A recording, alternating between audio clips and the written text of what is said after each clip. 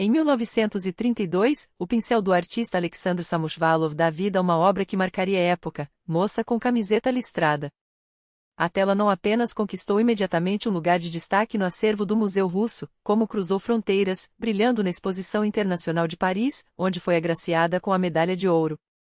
Mais que um retrato, era o símbolo pulsante de uma nova era, a juventude moscovita, cheia de vigor, determinação no olhar e uma postura que desafiava o passado. Sua roupa, uma camiseta esportiva de listras, amarrada na cintura, não era apenas moda, mas uma declaração. Pertencia aos jovens ativos, aos que abraçavam o futuro com os músculos e a mente. Os mais velhos, com seus costumes engessados, não tinham lugar naquele universo. Na Moscou dos anos 1930, a cultura física não era tendência, era dogma. O lema pronto para o trabalho e a defesa ecoava por toda parte, e o sonhado distintivo do GTO, uma espécie de certificado de excelência física, virou obsessão nacional. O futebol, antes visto com desdém como um passatempo burguês, ganha status de esporte do povo. Estádios lotados, torcidas efervescentes, campeonatos que inflamavam multidões. A revolução não se limitava às ruas e invadia também os campos. Mas como tudo naqueles tempos, o esporte era estratégia. Os bolcheviques, que antes repudiavam práticas como o remo acadêmico, associado à elite intelectual e aos inimigos de classe, agora as ressignificavam. Afinal, uma república jovem precisava de soldados fortes, e o esporte era o melhor treinamento. O futebol, em especial, revelou-se uma ferramenta poderosa, acessível, coletivo, capaz de unir as massas. Quando o primeiro campeonato soviético foi organizado, já não havia dúvidas, aquele jogo de 22 jogadores por uma bola era o futuro do esporte nacional.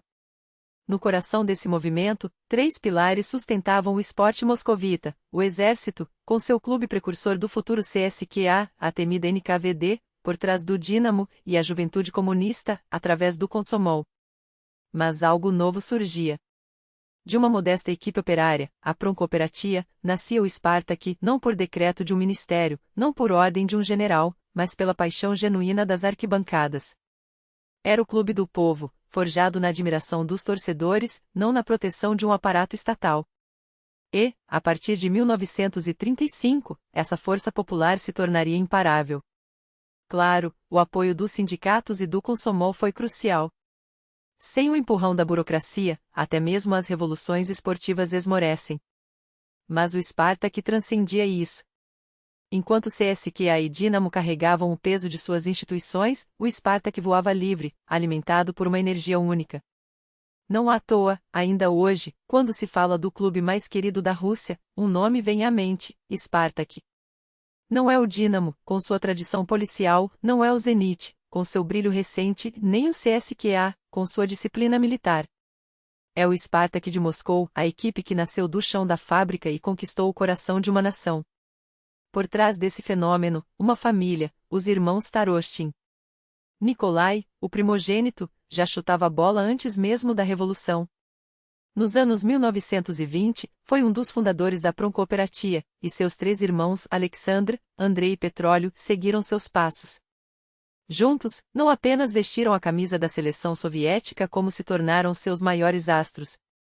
Nikolai, em especial, era mais que um jogador, era o capitão, o estrategista, o rosto do futebol nacional. Sua proximidade com Alexandre Kozarel, secretário do Komsomol e entusiasta do esporte, foi decisiva.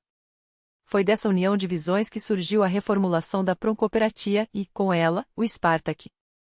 Os Tarostin não eram apenas craques. Eles eram lendas em um tempo em que nomes como Butuzov e Leuta brilhavam nos gramados de toda a União. Do Cáucaso à Ucrânia, da Armênia à Bielorrússia, o futebol unia repúblicas e quebrava barreiras. Mas os irmãos Tarostin eram diferentes, enquanto alguns se contentavam em ser jogadores, eles se tornaram arquitetos. Nikolai e Andrei, em especial, transcenderam o campo.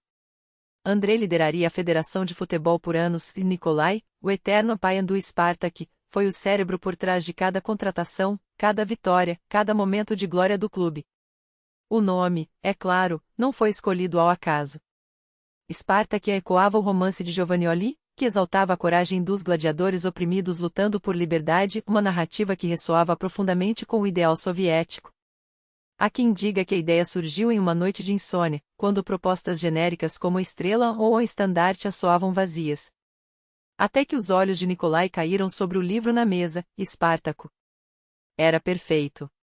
O nome carregava tudo que uma equipe deveria representar: bravura, resistência, lealdade aos ideais. Uma lenda que, ironicamente, também remetia ao movimento operário alemão Spartakusbund, tão admirado pelos revolucionários russos. Assim, do sonho de 4 irmãos e da paixão de milhares, nascia não apenas um clube, mas um símbolo.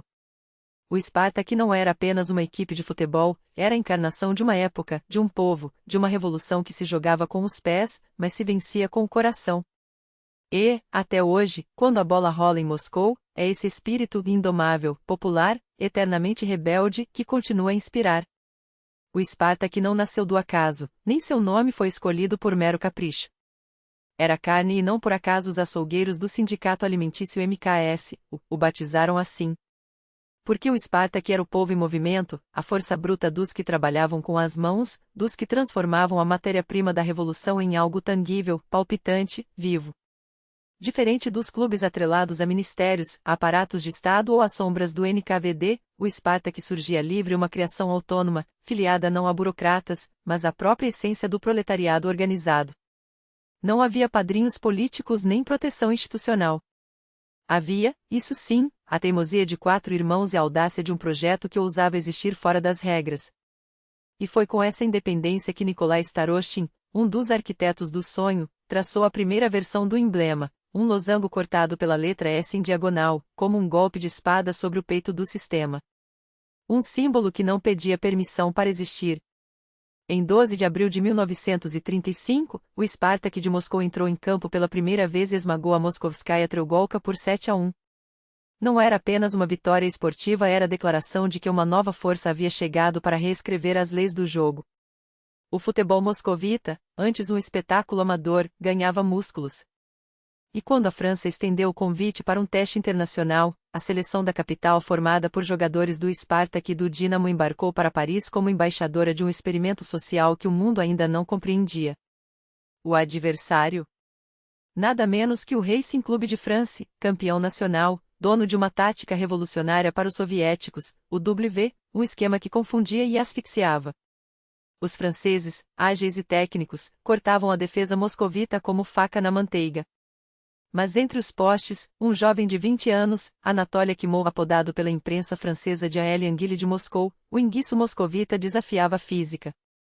Seus reflexos impossíveis, suas defesas milagrosas mantinham a partida viva, mesmo quando a bola, traidora, entrou 2 vezes. Um gol de honra, 2-1 no placar final. Derrota no papel, mas uma lição gravada a fogo: o mundo tinha algo a ensinar, e a URSS não poderia mais se dar ao luxo de ignorá-lo. De volta a Moscou, Starostin não se limitou a lamúrias. Nos pegaram de surpresa, admitiu, mas logo transformou a frustração em plano. Precisamos trocar experiências. O que sabemos uns dos outros? Meia dúzia de jogadores se enfrentando uma vez por ano nas seleções das grandes cidades? Assim não se constrói nada. Sua proposta era ousada: um campeonato nacional, disputado anualmente, com divisões organizadas ao estilo europeu. Em 13 de março de 1936, o projeto foi aprovado. 7 equipes na Elite 4 de Moscou, CDKA, Spartak, Dinamo e Lokomotiv. O primeiro título ficou com o Dinamo, mas o Spartak, terceiro colocado, já respirava o ar rarefeito dos grandes. Seu momento chegaria. Enquanto isso, a URSS aprendia a transformar o esporte em espetáculo de massa. Os parades fisiculturnicol, desfiles monumentais de atletas, tornaram-se a vitrine do novo homem soviético. O primeiro, em 1936, foi um terremoto de 75 mil corpos em movimento, ginastas voando sobre plataformas móveis, boxeadores trocando golpes em rins improvisados, a legião de 8.000 dinamovistas marchando sob o lema "Obrigado, camarada Stalin, por nossa infância feliz". Mas o clímax daquele dia não estava nos números. Estava na loucura genial de um homem, Alexander Kozarev, secretário do Komsomol, que imaginou o impossível: um jogo de futebol na Praça Vermelha. Stalin ainda olhava para o futebol com desconfiança, um resquício burguês dos ingleses.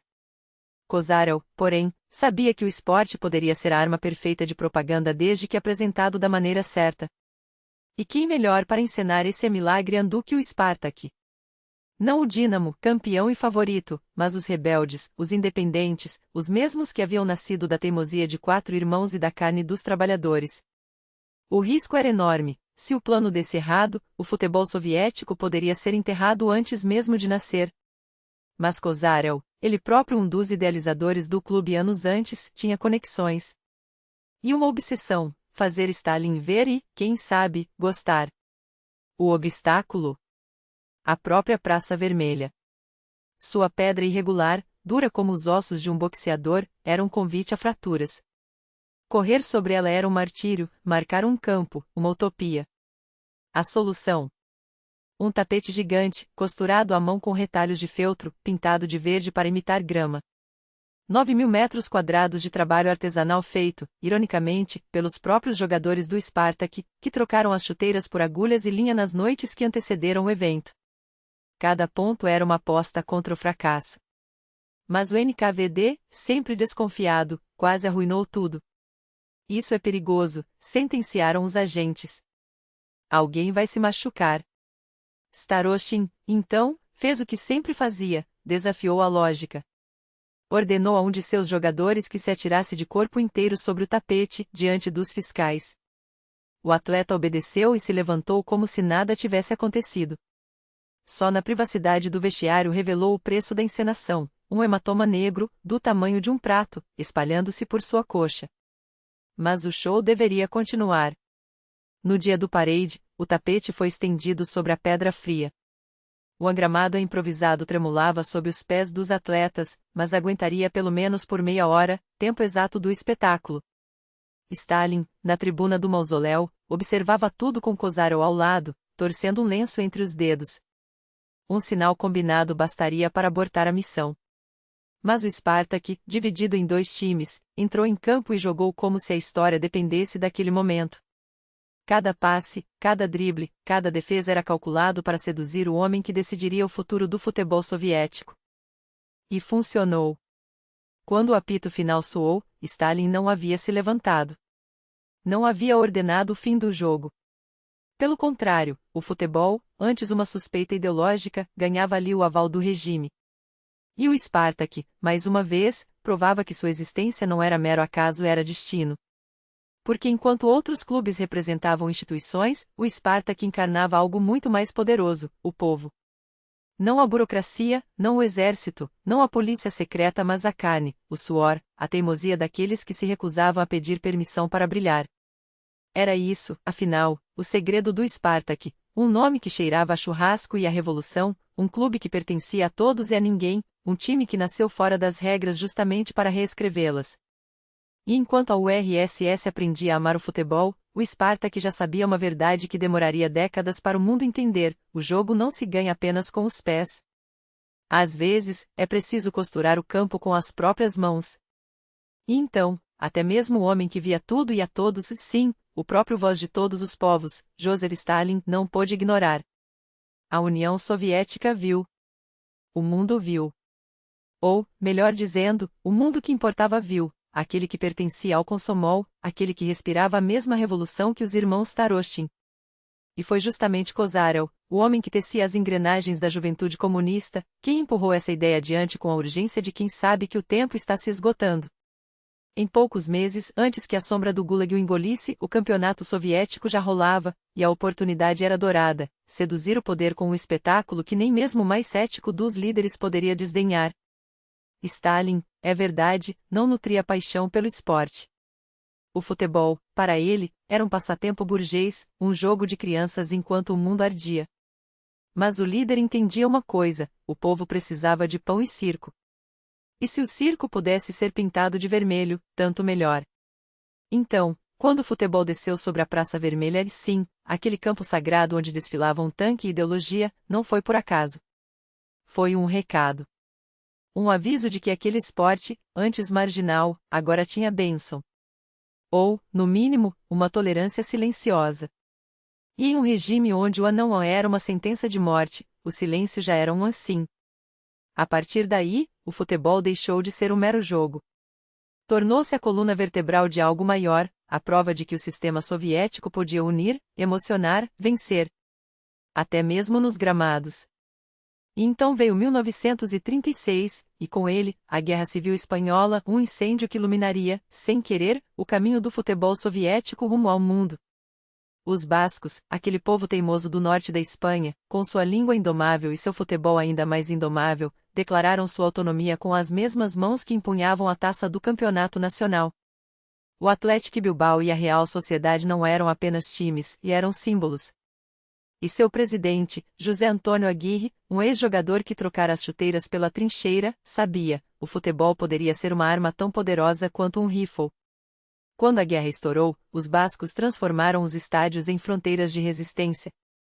Organizaram um tour pela Europa não por glória, mas por sobrevivência. Cada gol, cada ingresso vendido, era um tiro contra Franco. E o que fez a URSS? Aproveitou a brecha.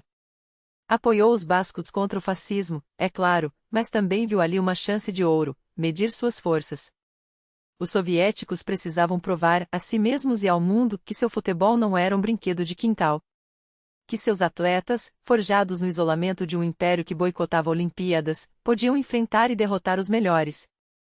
Só havia um problema: não podiam perder. De jeito nenhum. Os bascos chegaram como convidados, mas foram recebidos como adversários a serem esmagados. Juízes, regulamentos, até o cronômetro, tudo foi ajustado para que a vitória soviética fosse inevitável. Era uma questão de honra. De propaganda. De mostrar que o socialismo vencia até nos 90 minutos. O primeiro jogo, em 24 de junho de 1937, no estádio Dínamo de Moscou, foi um terremoto. 1 milhão de pedidos de ingressos. 90 mil sorteados. E milhares de besprisornise, aqueles meninos sem bilhete, sem medo, escalando muros como se fossem soldados tomando uma trincheira. Antes do apito inicial, um buquê de peonias desceu do céu, atirado por um paraquedista da esquadrilha Gork. Um presente dos céus para os bascos. Ou uma ironia, flores para quem logo seria pisoteado. Mas o script não saiu como planejado. O Lokomotiv Moscou, time da ferrovelha stalinista, entrou em campo com a missão de humilhar. E saiu humilhado. Terenkov marcou para os soviéticos um gol solitário, quase uma esmola. Os bascos responderam com 4 no primeiro tempo e mais 1 no segundo. 5-1. Uma goleada que deveria ter sido uma vergonha, mas que, contra todas as expectativas, virou festa. Os torcedores moscovitas, em vez de vaiar, aplaudiram de pé. Até os burocratas do esporte, aqueles que viviam de planilhas e cotas, ficaram boquiabertos. Yuri Olecha, o escritor que assistiu ao massacre, anotaria depois: eles jogam como se o ar não tivesse peso. Como se a fadiga fosse um mito burguês. Era verdade nua e crua, os bascos não apenas jogavam melhor. Eles entendiam o jogo de uma forma que os soviéticos ainda não haviam sonhado. O segundo duelo, contra o Dínamo, a equipe do NKVD, aqueles que ganhavam por obrigação, foi menos vexatório, mas não menos revelador. 2-1 para os bascos. Em Leningrad, o terceiro jogo, a tática foi outra: esgotá-los. Banquetes intermináveis, excursões exaustivas, noites regadas a vodka e discursos sobre a amizade entre os povos. Os bascos, porém, eram feitos de aço vasco. Empataram em 2-2, e aquele resultado soou como um tiro de canhão. Pela primeira vez, uma equipe estrangeira não apenas resistira como desafiar a máquina soviética em seu próprio território. Era uma revolução. Não há de outubro, não há de barricadas, mas uma revolução nos gramados. Porque, até então, o esporte soviético era um feudo. Um laboratório fechado, onde atletas se tornavam campeões sem jamais testar sua força além das fronteiras. E de repente, ali estavam eles, os bascos, com seu futebol de toque, sua técnica afiada, sua liberdade. Era como se, pela primeira vez, alguém tivesse aberto as cortinas do isolacionismo e deixado entrar um pouco de luz. Uma luz perigosa. A imprensa soviética, é claro, tentou maquiar a derrota. O Krasny Sport anunciou o retorno dos bascos a Moscou com um tom de desafio, diante do grande interesse dos moscovitas, como se o povo não estivesse ávido por vingança, e sim por mais uma lição. Dois jogos finais foram marcados, um contra um Dínamo reforçado com jogadores de Leningrado e Tbilisi, outro contra o Spartak. O primeiro foi um desastre. Chuva torrencial, um campo transformado em lamaçal, e um 3-0 basco em 20 minutos. Os soviéticos se recuperaram, empataram antes do intervalo, mas o segundo tempo foi um pesadelo, 7-4. Uma goleada que doía mais que a primeira, porque desta vez não havia desculpas. O Dínamo, a equipe do regime, havia sido esmagada. Restava uma última esperança. Uma última chance de salvar a honra. O Spartak. O jogo contra o Spartak não seria apenas mais uma partida. Seria o último ato de uma tragédia anunciada, onde o orgulho soviético se chocaria contra a realidade de um futebol que, apesar de todo o aparato do Estado, ainda engatinhava diante do gênio basco. Os jogadores de Bilbao chegaram ao estádio com a certeza de que, mais uma vez, a justiça estaria do seu lado pelo menos até o apito inicial. Mas o que se seguiu não foi futebol. Foi uma farsa. Os bascos, indignados com o que consideravam arbitragem tendenciosa, abandonaram o campo em protesto. Só voltaram após a intervenção pessoal de Molotov, sim, o mesmo Molotov que assinava sentenças de morte enquanto negociava com diplomatas. O clima já não era de jogo, mas de execução. E o Spartak, frio, implacável, cravou mais 3 gols sem resposta. 7-4 para os bascos no placar agregado, mas a vitória moral? Essa ficou com os vermelhos. Ou pelo menos foi o que a Pravda tentaria vender nos dias seguintes. Porque a verdade era outra, todos sabiam que algo estava podre naqueles 90 minutos. Os bascos jogavam melhor e isso ninguém discutia. Mas os espanhóis deixaram o campo várias vezes, os árbitros pareciam mais interessados no protocolo do que nas regras, e os soviéticos, por sua vez, não se faziam de santos. Afinal, quando se trata de vencer a qualquer custo, a linha entre estratégia e trapaça se esmaece. E o Spartak, nesse quesito, já era mestre. A vitória sobre os bascos ficou como a única dos soviéticos em 9 jogos. Uma mancha de honra em meio ao vexame. Mas o que importava mesmo não era o placar, e sim a narrativa. A Pravda não perdeu tempo, aprendemos muito com esses jogos, declarava, enquanto os clubes soviéticos, dali em diante, ajustavam as suas táticas ou seja, copiavam descaradamente o que os bascos faziam melhor. O futebol de Moscou ainda tinha muito a aprender, mas o mais urgente não era técnica. Era sobrevivência. Porque enquanto os bascos seguiram viagem triunfantes pela Escandinávia, invictos na Europa, até se estabelecerem no México, onde muitos nunca mais voltariam à Espanha, o regime soviético presenteava seus hóspedes com 100.000 francos franceses e permissão para levar a moeda para fora. Um gesto de boa vontade em que cheirava a suborno. Ou a despedida. Enquanto isso, em Moscou, a purga já começava. Os irmãos Tarostin, almas do Spartak, estavam no olho do furacão. A Komsomolskaya Pravda não poupou palavras, é preciso limpar o esporte soviético dos degenerados burgueses, dos parasitas que sugam o dinheiro público. As acusações? Desvio de recursos, tráfico de influência, até um suposto plano de atentado contra Stalin porque, claro, em 1937, quem mais poderia ser o alvo? Alguns colegas já haviam sido fuzilados. Outros desapareceram nos porões da Lubyanka. Os Tarostin, por enquanto, escapavam. Talvez por proteção de Kozarel, talvez por pura sorte. Mas em um país onde a paranoia era moeda corrente, sorte era um conceito relativo. A vitória em Antuérpia, meses depois, seria o último suspiro de glória antes do abismo. A Olimpíada Operária, aquela alternativa socialista aos Jogos de Berlim onde Hitler exibia sua máquina de propaganda, reuniu 14.000 atletas de 15 países. Os soviéticos, estreantes, voltaram todos com medalhas. Mas foi o Spartak, mais uma vez, que roubou a cena. No futebol, mesmo com um time remendado por lesões, esmagaram a Noruega por 2-0 na final. Um triunfo que ecoaria como o auge de uma era. Mas triunfos, em 1937, eram efêmeros. Porque enquanto o mundo aplaudia, o NKVD anotava nomes. Os Tarostin, acusados de propaganda dos costumes burgueses do esporte, de suborno, de atividades antifascistas suspeitas, assim, antifascistas a ironia era tão espessa que cortava, foram finalmente presos em 1942. A guerra já devorava a União Soviética, Mas o regime ainda tinha tempo para liquidar seus fantasmas. 10 anos de Gulag para os irmãos. Nikolai só sairia em 1944, talvez por intervenção de Vasily Stalin, o filho do ditador, um mecenas do esporte tão imprevisível quanto seu pai era cruel. Aqueles que sobreviveram à guerra reconstruiriam o Spartak. E o futebol soviético, paradoxalmente, floresceria nas cinzas da repressão. Mas isso é outra história. Porque em 1937, enquanto os bascos se perdiam nas Américas e os Tarochin apodreciam em celas, uma coisa ficava clara: no jogo entre o Estado e o esporte, só havia um vencedor. E ele não usava chuteiras.